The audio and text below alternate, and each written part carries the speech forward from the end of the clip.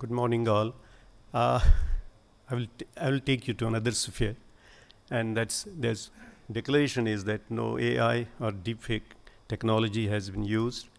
Videos and photographs, whatever you see there, have been used after proper permission. What is my perspective? It's not when you go it in the literature, you'll see management of ALF. That's not my problem because that's being managed 24 hours 365 days every second in this hospital. I just will show what all I encountered in acute liver failure in this hospital. First thing, it took me 3 years to realize that liver is tumhi ho mata, tumhi pita ho. And you can see somebody had put this cartoon. At least I had some consolation that brain was somewhere here, but my friend wasn't happy when he saw heart at the bottom of the cartoon. So what I am going to deal is how this liver, again I have put it at the top, affects the cortex, the basal ganglia, which are caudate, putamen, globus pallidus, subthalamic nucleus. Liver, when there is disease, the acute liver failure, it affects this whole circuit. And then the different manifestation of that I am going to describe. We are called usually when there is some new neurodeficit or there are seizures or hepatologist thinks that he can't explain this patient's sensorium change because of liver. And occasionally, sometime we get called for management of raised intracranial pressure. My first encounter with liver failure was 2008. After about, I can say, 23 years of my neurology, a 10-month child is referred to the institute with seizures. He was already on sodium valproate, so I just increased the dose, adjusted the dose, and discharged him. After a month, I get a call from a different hospital that this patient is admitted with liver failure. And this was a shock to me. Patient was transferred to us, and it's not India, it's outside India. I'm dealing with a patient who gets a liver failure and the drug I have prescribed. Luckily, he turned out to be a genetic disorder, polymerase G gamma defect. It's a mitochondrial gene defect. And this patient was actually being prepared to send to UK, but did not survive. After going through the workup, I asked in the family, do you have any other child who has got any illness? Yes, his elder sister is being followed up in cardiology, about 10-year girl who is being treated for cardiomyopathy. And I called the patient. You won't believe this girl also has external ophthalmoplegia. So she has neurological involvement, she has heart involvement, and turns out to be one of the same gene defect. So this is different manifestations of same. I'm sure here it occasionally or sometime we may get a patient like this. There's a dictum that whenever you start sodium valproate in a child or any patient, if he has presented with status epilepticus or there's a family history of epilepsy, be careful that you are not dealing with this same defect. What I will go through is of acute liver failure as encephalopathy, raised intracranial pressure, seizures, extraabdominal features, and severity of encephalopathy. I have seen all these types of types, mild, moderate, severe. Severe the ones which do not survive. Severe the ones who have survived but have been left with a severe neurodeficit. But one of those severe is this child, courtesy Dr. Anamol. 12 videos, but I won't show you all of them. Here, severe acute liver failure. Ultimately, after a week, extubated, tracheostomize. I'll show you a few of his videos when I examined in the ward. This child could only see and follow. No movements anywhere in the body. You can see only eye movements. What about the hand? Grade 1 movement. What about the legs? Just again grade 1 to 2 movements. This child had complete, you can say, regression or dysfunction of the neurons controlling our motor system.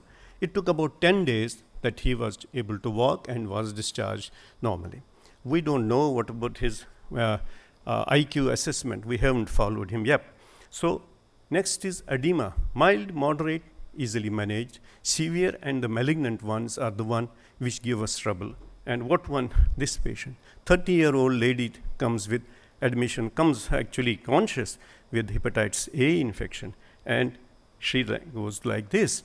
This is in old days, in 80s or 90s, we used to see a patient with raised intracranial pressure and proptosis of eyes, because those days, I remember the era when CT scan even was not available. So you could see a patient walking into the OPD that he has raised pressure. And this lady had complete proptosis of both eyes. So severe was brain edema. What happened next? When she came in, this was the top 4 or her first CTs that you can see, almost normal or mild edema. And then over 5 days, what happened? Complete compression of the whole brain matrix and coning, and did not survive.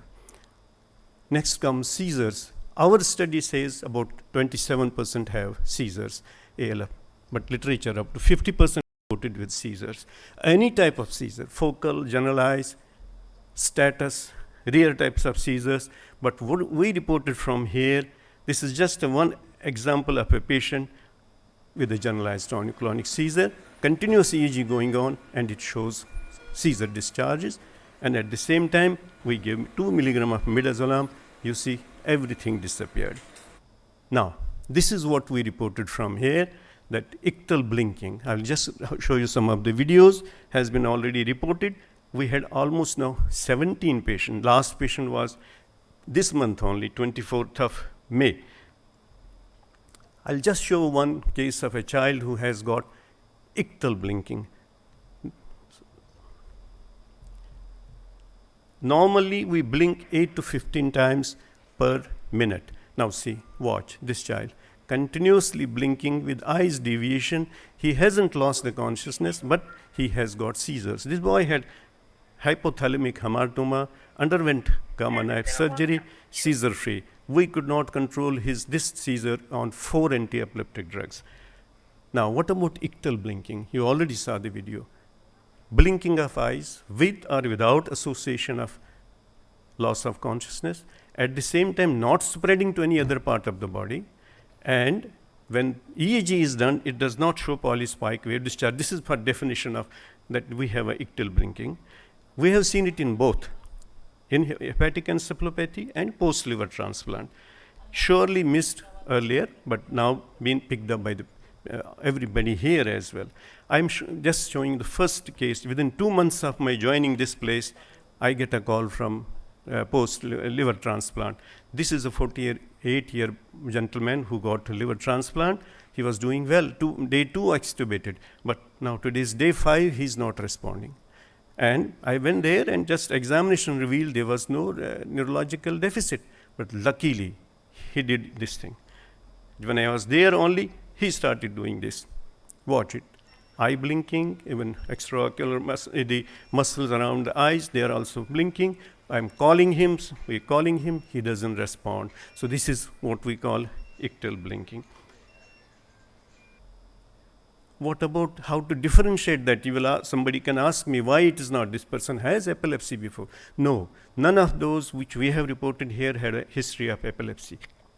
Then after some time, this lady gets admitted in surgical ICU, and Dr. Puneet took a video and called me early morning. Sir, this looks like ictal blinking. So this is what this had. She had acute pancreatitis. The attendants did not tell them that this patient is on anti-epileptic drugs. She's a known epileptic, and she missed the dose for last 3 days.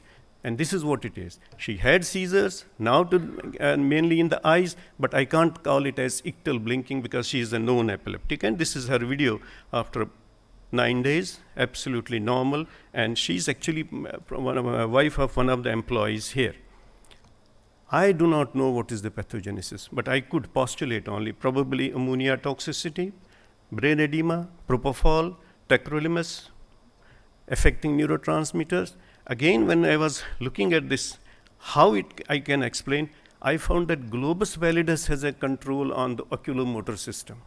That is a center which is controlling our eye movements. Probably this looks like the main reason that in this condition, in hepatic encephalopathy, globus pallidus takes a brunt of the burden, and this is the cause for his ictal blinking. Majority of them have normal imaging, and one of them had a subdural hematoma, one had a age atrophy. Most of the biochemistry normal, and in hepatic encephalopathy, they have raised ammonia. This is what Prof also saw himself. I called him, he was in the taking round in the ICU. ICU, please come and see. This is the lady who is a NASH lady, and in the HD, she is getting ictal blinking. This is the EEG on her on the other side, continuous seizure discharges. And at the same time, when the moment you gave midazolam, she became alert, she started responding to our commands, and the EEG became seizure-free. Last one, Dr. Ayush sends me the video. This is just on 20th of May. Again, I will not tell her the name, and is the short name. She started ictal blink. So that means once you have seen it, you will pick it up. She has ictal blinking. Okay, I get a call from our Vipul, our pass out graduate. This is a boy who is admitted with hepatic encephalopathy, and watch what is he's getting. I said, yo, this is also looks like to me seizures and most likely ictal blinking. Watch it.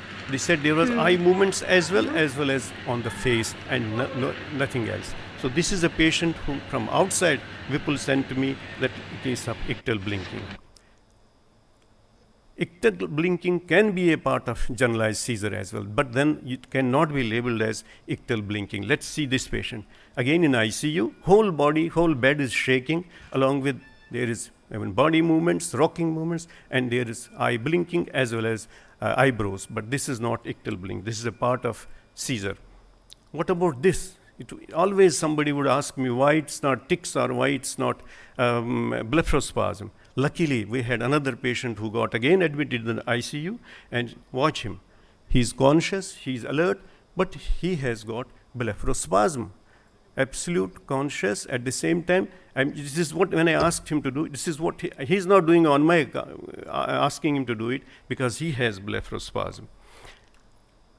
Other form of seizure we have seen. This is actually Dr. Seema patient, and this is a child who has had biliary atresia, liver transplant, Burkitt lymphoma, gets admitted with status epilepticus. Ultimately, she is left with a lingual seizure, that only seizing her tongue, and at the same time, some deviation of eyes. What about, this is all patients, this one, does he also have a lingual seizure? He doesn't have it.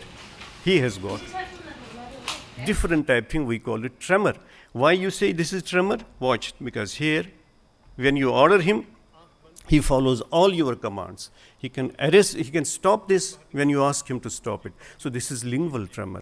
So again, my emphasis is that depending on what part of our nervous system, hepatic encephalopathy has affected this, they present like that.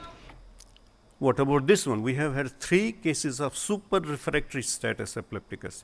Means status could not be controlled more than 30 minutes, more than 24 hours, more than few days even. One of them is that little boy. I won't show you those videos.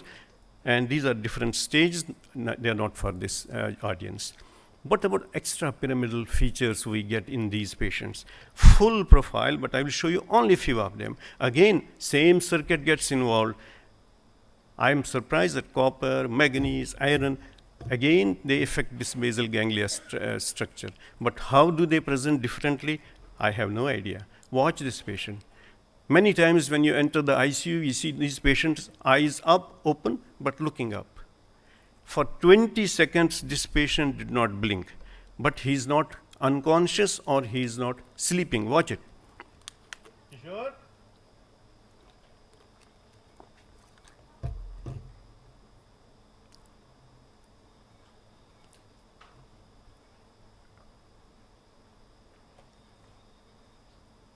Sure? He's nodding. When I call him, he nods. That means this patient has just once he only had one blinking over 20 seconds. Next was it this a part of oculogyric crisis? Next I am showing you this. conjugate deviation of both eyes with, there are big definition, but I'm not going to show that, but with consciousness preserved. Could be most of the time seen with the drugs, but hepatic encephalopathy does it. One of our colleagues' sister gets admitted. For 7 days she was in this condition. Her EEG we did 3 times normal, imaging normal. Now watch. She is conscious. The moment you want to check the vision, immediately she closes eyes. And after the encephalopathy settled, she is like this. She underwent liver transplant. She is doing very well. She had come on follow-up. What about, have we seen more patients? Yes, there are many patients. I won't show those videos. Again, 3 days, 2 days, they remain in oculogyrocrisis because of hepatic encephalopathy.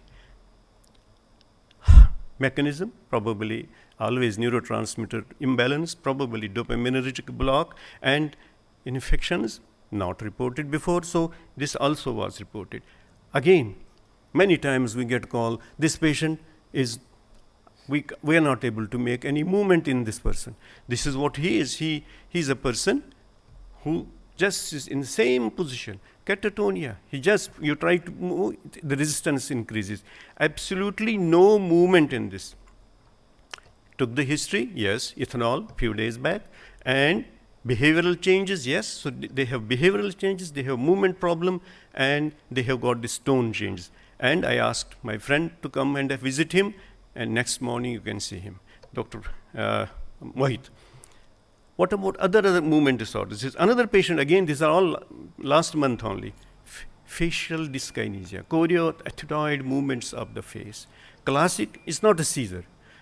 Classic is that this disappears in sleep. And you can see the next slide, in the next video, she was sleeping, luckily, and you see nothing is there. So again, this is a chorioethmoid movement just produced by the hepatic encephalopathy. Another patient, post-ethanol, it was surprise to me, it has not been reported before. Watch the video, that this patient is unconscious. He is on all drugs, and at the same time, watch eye movements. He has chaotic both eye movements, left, right, up, down, no control because he is unconscious. This is called opsoclonus. It is one of the rarest things in association with the alcohol.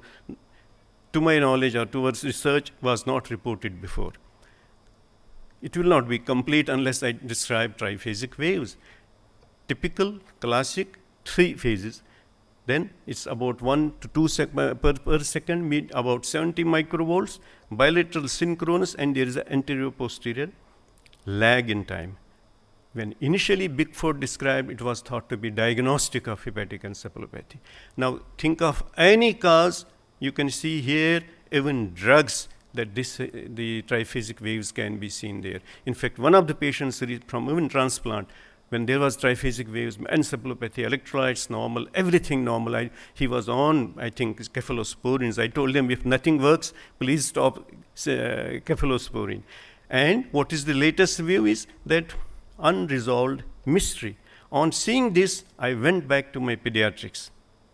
In pediatrics, in first 1.5 years of age, we see hypsarrhythmia, tall arrhythmic waves, whatever is the cause. They present with seizures, infantile spasms, and hypsarrhythmia. What about now our patients? We see these triphasic waves you can see in any condition. So does it mean that hypsarrhythmia and triphasic waves are similar responses of the brain, one when it's immature brain and the other one is response to the mature brain? Another thing we cite here, that you can see seizures on the triphasic waves. See the triphasic wave here? These are seizure discharges. You corrected his encephalopathy, but seizure discharge is still persistent.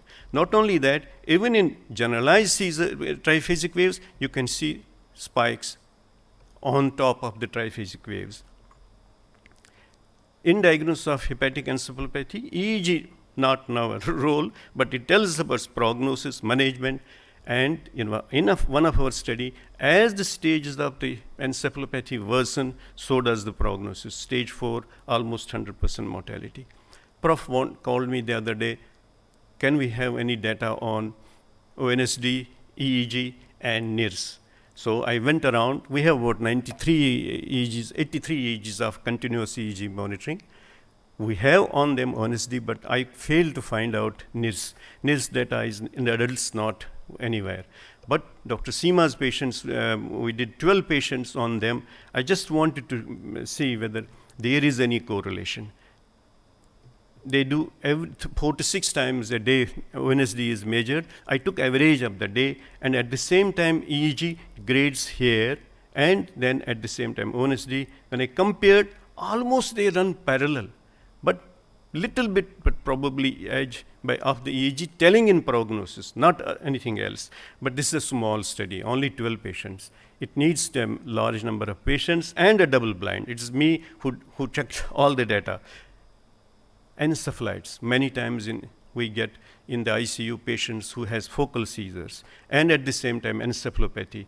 EEG material, imaging material, we empirically start on them acyclovir because we have seen patients with hepatic encephalopathy. MRI shows temporal lesion, PET shows temporal lesion, EEG shows focal seizures, and put on acyclovir and they respond very well. Most of the time I get a call, we have stopped propofol, we have stopped everything, but this patient is not waking up. I tell them they don't have a normal liver.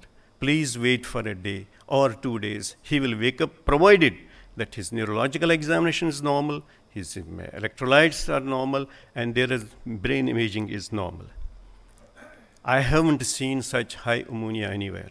My literature knowledge says if ammonia is 500 and above, please do only palliative treatment. But I have seen 3 values. This is not year, this is 2,108 value of ammonia. 1,002 cases, 1 survived. I don't know what the cases were and what the diagnosis was, the one who had survived. I can just suggest only, nothing else, that if we could have, because there's not a big department of neurology, at least NCR, DM neurology could go through posting with us.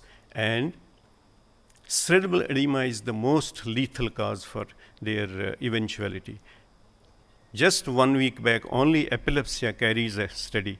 Focal cooling in animals have shown 80% reduction of seizures, focal cooling of temporal lobe. So why not we revisit and have a double-blind study on cooling in those patients where there is malignant cerebral edema, where there is proptosis. Of course, I know that by 30, hepatitis A and E will be eradicated. My perspective with the chronic neurology will be a part 2 presentation. A big thank you to all those who have made this my presentation, residents, nurses who have taken the videos. I have just taken 1 or 2, rest have been all my of them. Thank you very much.